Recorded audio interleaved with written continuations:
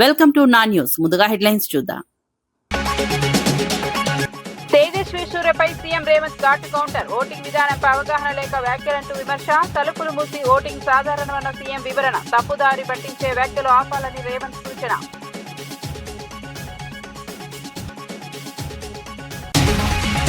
మహిళా బిల్లుపై కాంగ్రెస్ వైఖరిని ప్రశ్నించిన చంద్రబాబు. కాంగ్రెస్ మద్దతు ఉంటే బిల్లు ఆమోదం అయ్యేదన్న సీఎం. పలుమార్లు బిల్లు తెచ్చిన ఆమోదం కాలేదన్న వ్యాఖ్య. మహిళా హక్కుల్లో నిజాయితీ అవసరమన్న చంద్రబాబు.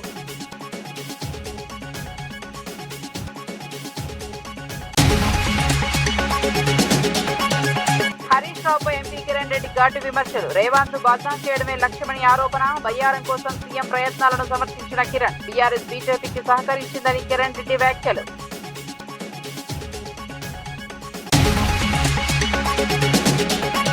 కాంగ్రెస్ ప్రభుత్వంపై సబితా ఇంద్రారెడ్డి తీవ్ర విమర్శలు. రైతులు విద్యార్థుల సమస్యలు పట్టించుకోవడం లేదన్న ఆరోపణ. నిత్యాహారం ఘటనలపై స్పందన లేకపోవడంపై ఆగ్రహం. ప్రభుత్వం వెంటనే చర్యలు తీసుకోవాలన్న డిమాండ్.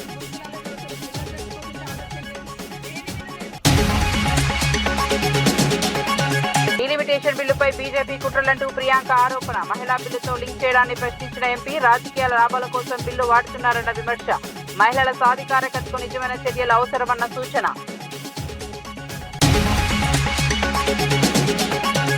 బీజేపీ ఎంపీ తేజస్వి సూర్య వ్యాఖ్యలపై సీఎం రేవంత్ రెడ్డి తీవ్రంగా స్పందించారు. రాష్ట్ర విభజనపై గతంలో ప్రధాని మోదీ చేసిన వ్యాఖ్యలను గుర్తు చేశారు. చట్టసభల్లో బిల్లుల ఓటింగ్ విధానం గురించి కనీస అవగాహన లేకుండా మాట్లాడడం సరికాదన్నారు. తలుపులు మూసి ఓటింగ్ చేయడం సాధారణ ప్రక్రియ అని వివరించారు. తేజస్వి సూర్యకి ఈ విషయంపై అవగాహన కల్పించాల్సిన అవసరం ఉందన్నారు. రాజకీయంగా అర్థం లేని వ్యాఖ్యలు చేయడం తగదని విమర్శించారు. ప్రజలను తప్పుదారి పట్టించే ప్రయత్నాలను ఖండించారు. ఏంటంటే చట్టసభలలో ఇన్ని రోజుల నుంచి ఉన్నారు. తేజస్వి సూర్య సెకండ్ టైం ఎంపీ అనుకుంటా. ఆయనకు అవగాహన కల్పించండి. మీరు ఏ బిల్లు సభలో ప్రవేశపెట్టినా తలుపులు మూసిన తర్వాతనే ఓటింగ్ జరుగుతుంది. అది ప్రాథమిక సూత్రము. ఓటింగ్ ఆర్డర్ హౌస్ లేనప్పుడు ఓటింగ్ జరగదు. బుర్రున్నవాడు ఎవడైనా హౌస్ని ఆర్డర్లో పెట్టాలి. ఓటింగ్ అడగాల్సినోడు. లగడపాటి రాజగోపాల్ లాంటి వాళ్ళు పోడియంలోకి పోతే ఏం జరుగుతుందో గదే జరిగింది. సో అట్లాంటి వాళ్ళు పేపర్ స్ప్రే తీసుకొచ్చి కొట్టిన తర్వాత ఓటింగ్ ఎందుకు జరుగుతాయి? ఇంతటి అరాచకం ఎప్పుడైనా చూసిండ్రా? అరాచకానికి తగ్గట్టు రోగానికి తగ్గ మందు ఇస్తారు. ఎప్పుడైనా రోగం ఎట్లుంటే మందు అట్లుంటది. బీజేపీ ఎంపీ తేజస్వి సూర్య వ్యాఖ్యలను మాజీ మంత్రి హరీష్ రావు తీవ్రంగా ఖండించారు. తెలంగాణ విభజనను భారత్ పాకిస్తాన్ విభజనతో పోల్చడం అవమానకరమని అన్నారు. తెలంగాణ పోరాటాన్ని తక్కువ చేసి చూపుతున్నాయని పేర్కొన్నారు. కిషన్ రెడ్డి ఆయనను సమర్థించడం సరైంది కాదని విమర్శించారు. తెలంగాణ ప్రజల భావాలను గౌరవించాల్సిన బాధ్యత ఉందన్నారు. బీఆర్ఎస్ ఎంపీలు ఉంటే సభలోనే సమాధానం ఇచ్చేవారని తెలిపారు. తెలంగాణ గౌరవాన్ని కాపాడాలని పిలుపునిచ్చారు. తెలంగాణ మీద మాట్లాడినటువంటి మాటలు ఇవాళ యావత్ తెలంగాణ ప్రజల ఆత్మగౌరవాన్ని దెబ్బతీసే విధంగా ఉంది. ఇవాళ బీజేపీ ఎంపీ మాట్లాడిన మాటలపై కిషన్ రెడ్డి గారు ఇంకా వెనకేసుకొచ్చే ప్రయత్నం చేస్తున్నారు. తేజస్వి సూర్య మాట్లాడిన మాటలు చూస్తూ ఉంటే తెలంగాణ గుండెలు రగిలిపోతా ఉన్నాయి. బేషరతుగా క్షమాపణ చెప్పాల్సింది పోయి కిషన్ రెడ్డి గారు ఇంకా వెనకేసుకొచ్చే ప్రయత్నం చేస్తూ ఉన్నారు. తెలంగాణ రాష్ట్ర ఏర్పాటును ఇండియా పాకిస్తాన్తో పోల్చడం, దేశ విభజనతో పోల్చడం అంటే 4 కోట్ల ప్రజల ఆత్మగౌరవాన్ని దెబ్బతీయడం. తెలంగాణ ఉద్యమం అనేది కేసీఆర్ గారి నాయకత్వంలో సకల జనులు 4 కోట్ల ప్రజలను ఒక్కటై పోరాడి ప్రజాస్వామ్య ప్రక్రియలో తెలంగాణ సాధించుకున్నాం. డాక్టర్ బాబాసాహెబ్ అంబేద్కర్ గారు రాసినటువంటి రాజ్యాంగంలోని ఆర్టికల్ 3 ప్రకారంగా తెలంగాణ రాష్ట్రం ఏర్పడ్డది. కానీ తేజస్వి సూర్య గారు ఇదేదో పాకిస్తాన్ భారతదేశ విభజన జరిగిందనే విధంగా దాన్ని మాట్లాడడం అంటే అమరుల త్యాగాలను, తెలంగాణ ప్రజల పోరాటాన్ని చిన్నచూపు చూడటం. ఇది ఇండియా పాకిస్తాన్ విభజనలాగా జరగలేదు. రాజ్యాంగంలోని ఆర్టికల్ 3 ద్వారా ప్రజాస్వామ్య పద్ధతుల్లో లోక్సభలో, రాజ్యసభలో బిల్లు పాస్ అయి రాష్ట్రపతి సంతకంతో గెజిట్ నోటిఫికేషన్ ద్వారా ఈరోజు తెలంగాణ రాష్ట్రం ఏర్పడ్డది. అంటే కనీస అవగాహన లేకుండా తెలంగాణ మీద విషం జిమ్మేటువంటి ప్రయత్నం, తెలంగాణ ఉద్యమం మీద, తెలంగాణ ప్రజల మీద, తెలంగాణ రాష్ట్రం మీద ఒక విషం జిమ్మేటువంటి ప్రయత్నం చేస్తా ఉన్నారు. ఒక ఎంపీ తప్పు మాట్లాడితే వెంటనే ఆ పార్టీ నాయకత్వం కానీ రాష్ట్ర నాయకత్వం కానీ నువ్వు తప్పు మాట్లాడినావని బేషరతుగా క్షమాపణ చెప్పించాలి. కానీ అది చేయకుండా ఇంకా వెనుకేసుకొచ్చేటువంటి ప్రయత్నం చేస్తా ఉన్నారు. ఒకటి మాత్రం స్పష్టంగా కనబడ్డది, నిజంగా బీఆర్ఎస్ ఎంపీలు లోక్సభలో లేని లోటు మాత్రం నిన్న కనబడ్డది. బీఆర్ఎస్ ఎంపీలే ఉండి ఉంటే అప్పుడే ఆన్ ద స్పాట్ తేజస్వి సూర్యకు ధీటైనటువంటి సమాధానం మరి తెలంగాణ బిడ్డల తరఫున బీఆర్ఎస్ చెప్పుండేది. ఇవాళ 8 మంది రిజర్వేషన్ బిల్లుపై సీఎం చంద్రబాబు కాంగ్రెస్ వైఖరిని ప్రశ్నించారు. కాంగ్రెస్ మద్దతు ఇచ్చి ఉంటే బిల్లు ఇప్పటికే ఆమోదం పొందేదని అన్నారు. 1996లో దేవేగౌడ ప్రధానిగా ఉన్నప్పుడు బిల్లును ప్రవేశపెట్టే ప్రయత్నం చేశామని తెలిపారు. ఆ సమయంలో కాంగ్రెస్ మద్దతు ఉన్నప్పటికీ ఇతర పార్టీలు అంగీకరించకపోవడంతో బిల్లును ఉపసంహరించుకున్నామని చెప్పారు. 1998 నుంచి 2003 వరకు పలుమార్లు బిల్లు తీసుకొచ్చినా ఆమోదం పొందలేదని వివరించారు. ప్రతిసారి కాంగ్రెస్ వైఖరి వల్లే ఆలస్యం జరిగిందని విమర్శించారు. మహిళా హక్కుల విషయంలో నిజాయితీగా వ్యవహరించాల్సిన అవసరం ఉందన్నారు. 96లో దేవేగౌడ ప్రధానమంత్రి, ఆ రోజుండే యునైటెడ్ ఫ్రంట్కి నేనే కన్వీనర్ని. ఆ రోజు బిల్లు ప్రవేశపెట్టాలని ప్రయత్నం చేశాం. అప్పుడు కాంగ్రెస్ సపోర్ట్ చేసింది, వాళ్ళు ఒప్పుకోలేదు. అక్కడి నుంచి విత్డ్రా చేసుకునే పరిస్థితికి వచ్చాం. ఆ తర్వాత ప్రధానమంత్రిగా వాజ్పేయి గారు వచ్చారు. 1998, 99, 2002, 2003 4 సార్లు బిల్లు తీసుకొచ్చారు. రాజ్యాంగ సవరణ అవసరం, 2/3 మెజారిటీ కావాలి. ప్రతిసారి బిల్లు పాస్ చేయకుండా కాంగ్రెస్ పార్టీ చేశారు. విద్యా సంస్థల సమీపంలో తంబాకు విక్రయాలపై హైదరాబాద్ పోలీసులు ప్రత్యేక డ్రైవ్ నిర్వహిస్తున్నారు. సిపి బీసీ సజ్జనార్ ఆదేశాలతో ఆపరేషన్ సేఫ్ స్కూల్ పేరుతో ఈ తనిఖీలు చేపట్టారు. సుమారు 5,000 మంది సిబ్బందితో 500కు పైగా పాన్ షాపులను తనిఖీ చేశారు. విద్యార్థులకు నికోటిన్ ఉత్పత్తులు విక్రయిస్తున్నట్లు గుర్తించారు. భవిష్యత్తులో కూడా ఇలాంటి రైడ్స్ కొనసాగుతాయని సిపి తెలిపారు. విద్యార్థుల ఆరోగ్యం దృష్ట్యా కఠిన చర్యలు తీసుకుంటామని చెప్పారు. చట్టాన్ని ఉల్లంఘించే వారిపై కేసులు నమోదు చేస్తామని హెచ్చరించారు. తల్లిదండ్రులు కూడా అప్రమత్తంగా ఉండాలని సూచించారు. డీసీపీస్, లోకల్ ఆఫీసర్స్, మన సిఆర్ ఆఫీసర్స్, అట్లానే జిహెచ్ఎంసీ మరియు రెవెన్యూ ఆఫీసర్స్ కలిసి ఈరోజు దాదాపు 558 పాన్ షాప్స్ పైన, దాదాపు 500 ఎడ్యుకేషనల్ ఇన్స్టిట్యూషన్స్ దగ్గర ఈ రేడ్స్ కండక్ట్ చేయడం జరిగింది. దీని ముఖ్య ఉద్దేశము ఈ ఒక 100 యార్డ్స్లో ఈ షాపు ఓనర్స్ అందరూ కూడా ఈ టొబాకో ప్రొడక్ట్స్ అమ్మడం జరుగుతుంది. కోప్టా యాక్ట్ కింద, జేజే యాక్ట్ కింద 100 యార్డ్స్ లోపల ఎటువంటి టొబాకో ప్రొడక్ట్స్ని, తంబాకు ప్రొడక్ట్స్ని అమ్మడానికి లేదు. తెలిసి కూడా చాలామంది ఈ ఒక టొబాకో ప్రొడక్ట్స్ యూజ్ చేయడం జరుగుతుంది. మనం కూడా గత ఒక వారం రోజు నుంచి మన స్పెషల్ టీమ్స్, టాస్క్ ఫోర్సు, హెచ్ఎన్యూ ఆఫీషియల్స్ వీళ్ళందరూ కూడా కలిసి అక్కడ పిల్లలు తీసుకుంటున్న టొబాకో ప్రొడక్ట్స్ కావచ్చు, సిగారెట్స్ కావచ్చు, ఈ పాన్ మసాలా కావచ్చు, అది అంతా మనము క్యాప్చర్ చేయడం జరిగింది, చూడడం జరిగింది, వాళ్ళతో కూడా మాట్లాడడం జరిగింది. త్వరలో కూడా ఆ వీడియోస్ కూడా మీకు రిలీజ్ చేశాను. దాన్ని దృష్టిలో పెట్టుకొని ఈ ఒక రేడ్ కండక్ట్ చేయడం జరిగింది. ఎందుకంటే టొబాకో అంటే నికోటిన్ ఏముంది, అది గేట్వే డ్రగ్ అంటారు. పిల్లలందరూ కూడా చిన్నప్పటి నుంచి ఇది అలవాటయ్యి ముందు వాళ్ళు డ్రగ్స్కి అలవాటయ్యే బానిసమయ్యే అవకాశం ఎక్కువ ఉంది. సర్వేస్ కూడా, రీసెర్చ్ కూడా చెప్తుంది. సో దాన్ని దృష్టిలో పెట్టుకొని మనము పిల్లలు బాగుండాలి, సురక్షితంగా ఉండాలని చెప్పి ఉద్దేశంతో ఈరోజు ఈ ఒక రేడ్స్ కండక్ట్ చేయడం జరిగింది. అన్ని చోట్ల కూడా మనకు ఎక్కడెక్కడ మనం రేడ్ చేసినా అక్కడ సిగరెట్ ప్రొడక్ట్స్, టొబాకో ప్రొడక్ట్స్ కూడా దొరకడం జరిగింది. వాళ్ళపైన కోప్టా, జేజే యాక్ట్ వాళ్ళందరిపైన కూడా మనం కట్టడం జరిగింది. ఈ ఒకలో మన హైదరాబాద్ నగర పోలీస్ ఆఫీసర్స్ అందరూ కూడా ఇన్వాల్వ్ చేయడం జరిగింది. మన సీఎం నివాసం ముందు నిరసనకు పిలుపునిచ్చిన బీజేపీపై ప్రభుత్వ విప్ ఆది శ్రీనివాస్ తీవ్రంగా స్పందించారు. రాజకీయ ఉనికిని కాపాడేందుకే బీజేపీ ఇలాంటి కార్యక్రమాలు చేపడుతోందని విమర్శించారు. తెలంగాణను అవమానించిన తేజస్వి సూర్యను సమర్థించడం బీజేపీ దిగజారుతనమని అన్నారు. మహిళా బిల్లును డీలిమిటేషన్ తో ముడిపెట్టడం వల్లే వ్యతిరేకిస్తున్నామని స్పష్టం చేశారు. నిజంగా చిత్తశుద్ధి ఉంటే 2023లో తీసుకొచ్చిన బిల్లును మళ్లీ పార్లమెంట్ లో ప్రవేశపెట్టాలని డిమాండ్ చేశారు. ప్రజలను మభ్యపెట్టే రాజకీయాలు ఆపాలని సూచించారు. తెలంగాణ గౌరవాన్ని కాపాడాలని పిలుపునిచ్చారు. పదే చెప్తున్నా మీరు మొండిగా వివరిస్తూ దాన్ని డిలిమిటేషన్ కలుపుకొని వచ్చిన సందర్భంలో అందుకే మేము అంటున్నాం, అసలు మీకు చిత్తశుద్ధి లేదు మహిళల పట్ల. ఇప్పటికి కూడా చెప్తున్నాం.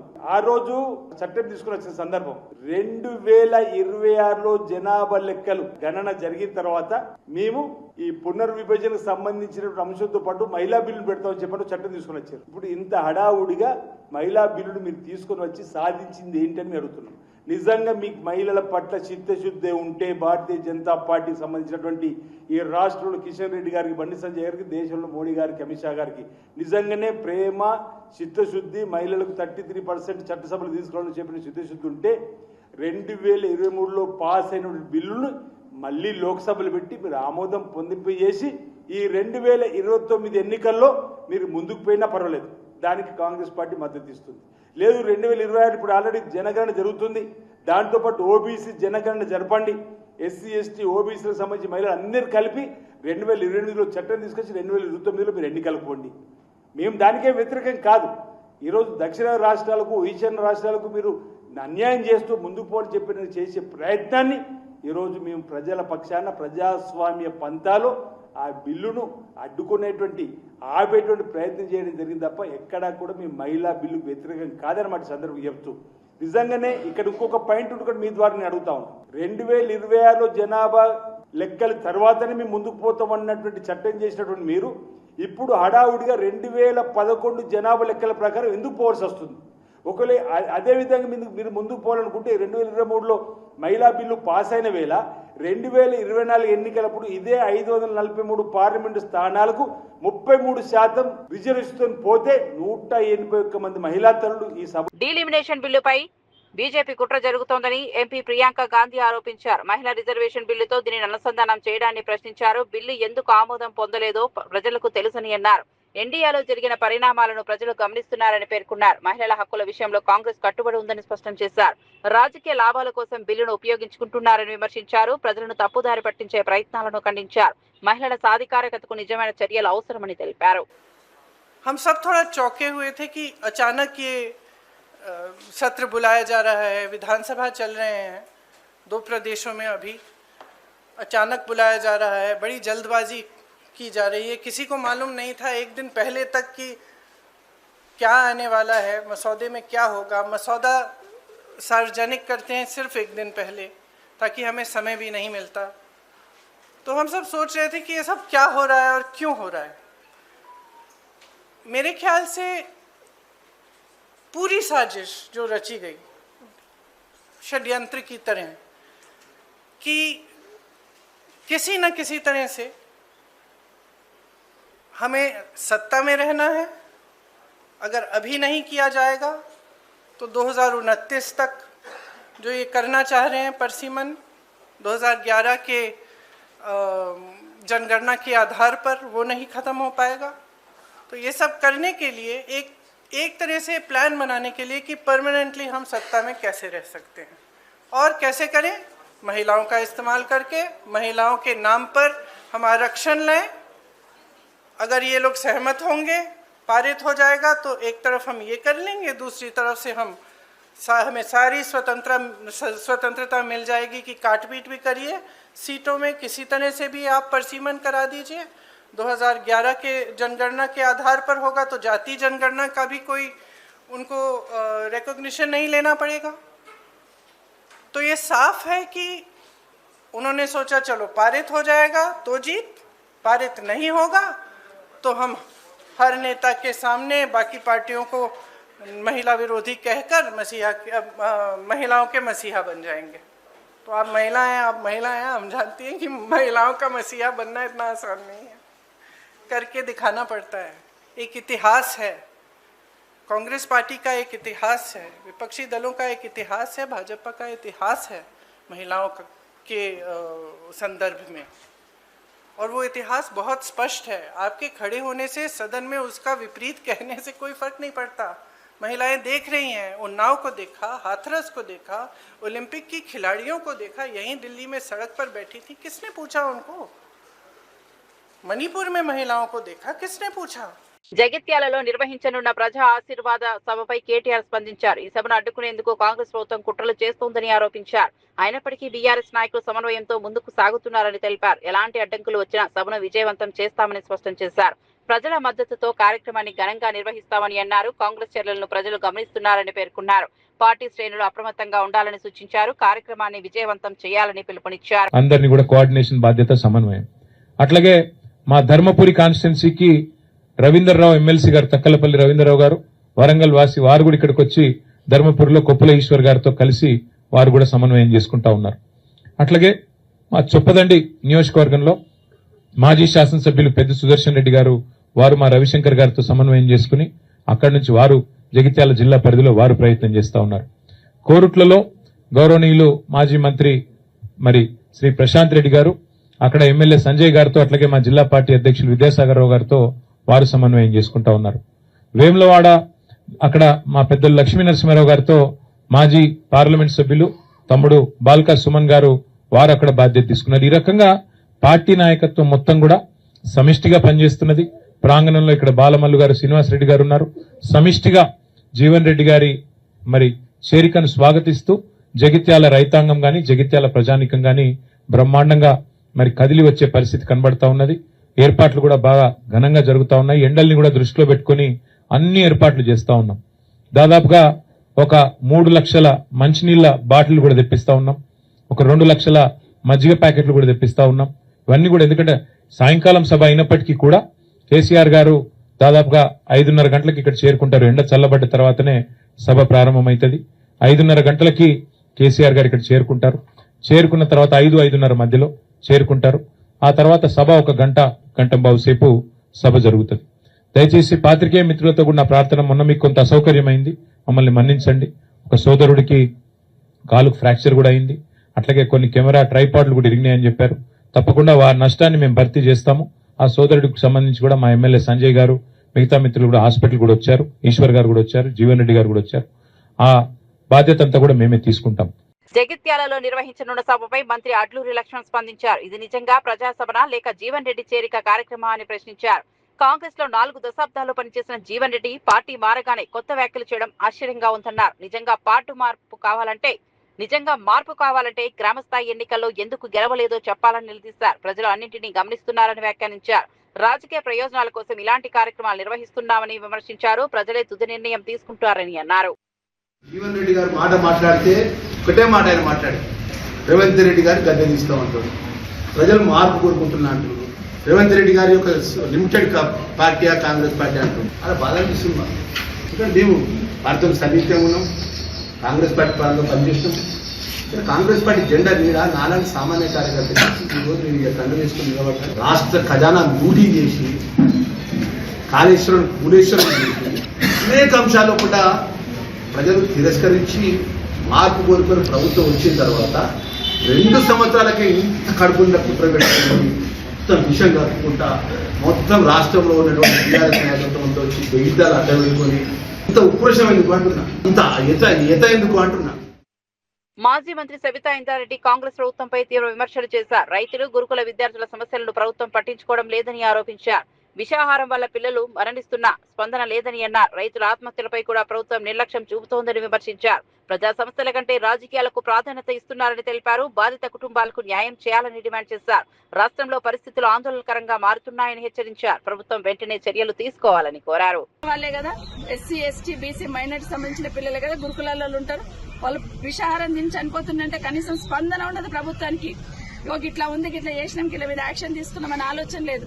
రైతులు చనిపోతున్నారంటే అయ్యా మీరు ధైర్యంగా ఉండండి అని చెప్పే ఆలోచన ఈ ప్రభుత్వానికి లేదు, బాధ్యత లేదు. యూరియా గురించి మాట్లాడుతున్నారు. పెద్ద ఆయన చెప్తున్నాడు ఆ యాప్ అని ఒకటి తీసుకొచ్చారు. యాప్ లో బుక్ చేసుకుంటేనంట నాగసాన్పల్లిలో ఉన్న రైతుకి కోసిగిలు వచ్చిందంట. అక్కడ షాప్ దగ్గర పోయి తెచ్చుకోవాలంట. మరి అక్కడ నుండి ఇక్కడ ట్రాన్స్పోర్టేషన్ ఎవరిస్తారు రైతుకి?